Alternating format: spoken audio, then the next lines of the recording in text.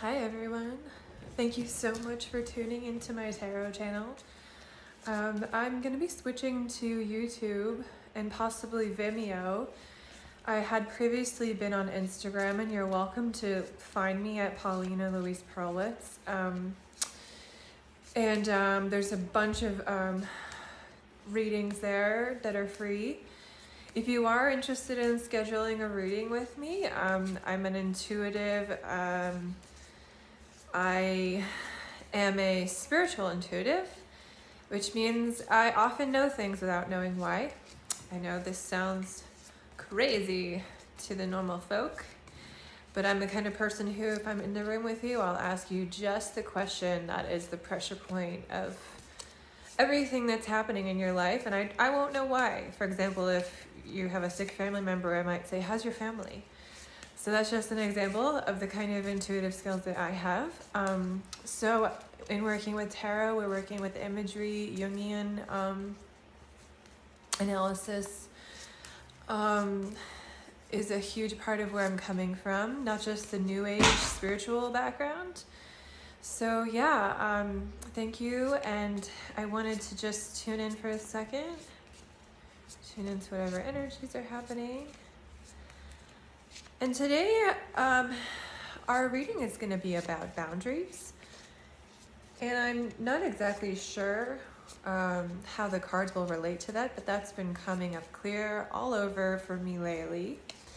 For many of us empaths or intuitives or psychics, however you want to describe yourself, we have trouble with boundaries. And often in our past, we were in situations in our childhood where we were in the position to be kind to others. And so then as we grow older, that's our role. And it's hard to leave that role when you have to also know that there is an energetic wall of protection that you must put around yourself. Because even when we want to help others, we can't help when our energy is being depleted. So just wanted to say that. So the first card for today is the Devil reversed.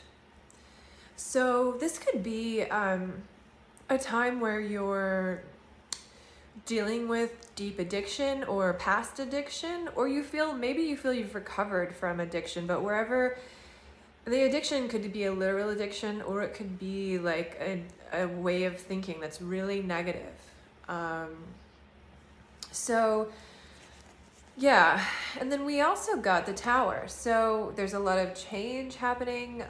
It's kind of like I'm thinking about the Tower of Babel, where everyone's trying to communicate in different languages, and it's really hard to build the tower when no one's speaking the same language. But also, the devil I don't see the devil as a negative card, because it's also about our, excuse my AC. It's also about our commitments, the things that it's related to Saturn. So it's the things that we are chained to. But then this is almost releasing the chain. And maybe to get there had to be a Tower moment where all the shit hit the fan.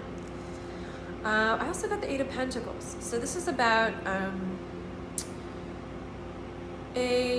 an apprenticeship.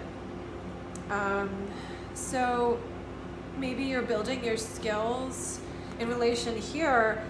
Maybe you're building your skills of communication.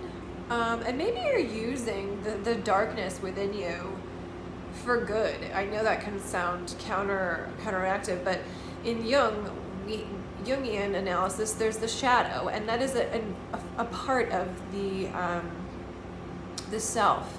And when we reject the shadow and don't delve into it, it comes out in the subconscious. Will display it in horrendous ways sometimes. So, but I think that embracing that darkness is really, without going there, then you're not aware that it's there. It's almost like if you are a drinker and you're really stressed out, or like you're in AA, for example, and say you're like thinking of having a drink, but without that awareness that you're having that craving, without the awareness of the craving, then you can't address the addictive patterns underlying. So do you see what I'm saying? So the apprenticeship here is really about like learning about your inner darkness. We got the Lovers reversed, so maybe there was like a friendship or love relationship or anything having to do with partnership and love that is now obsolete. It's not functioning anymore, and also it's such a it's this really a similar card to the devil. Anyway, so it's just the opposite side of the coin. 7 of Wands. Some sort of battle, conflict. And I think that in conflict, we can see like what we care about. For me, I don't believe in fighting for anything that I know that like, you know, the Ram Dass would say the hippies can have just the same negative energy as the police, you know, so, and Abraham Hicks would say, stop resisting. There's a war on drugs, there's a war on AIDS, there's a war on cancer. But those things, that war energy isn't helping. But at the same time, I like the power of this figure. It's sort of like, a spiritual battle, because the Wands is about the spirit. So 3 of Cups. This is like, you know, a group friendship maybe. Maybe this was like a group of people that you were close with. It could be women, because the Cups is like the feminine. Justice. So yeah, something about like, I was listening the other day to like something about when we're in the wild, you know, when we were like primates, or like when we were animals way before, you know, not we, but like evolution. If you look at even, or if you think of Homo sapiens or even Neanderthals, like if you don't bare your teeth to the predator, I mean, not specifically, like if there was like a panther, I don't know if baring your teeth would help. But anyway, just the idea that you will die in the wild if you are not able to defend yourself.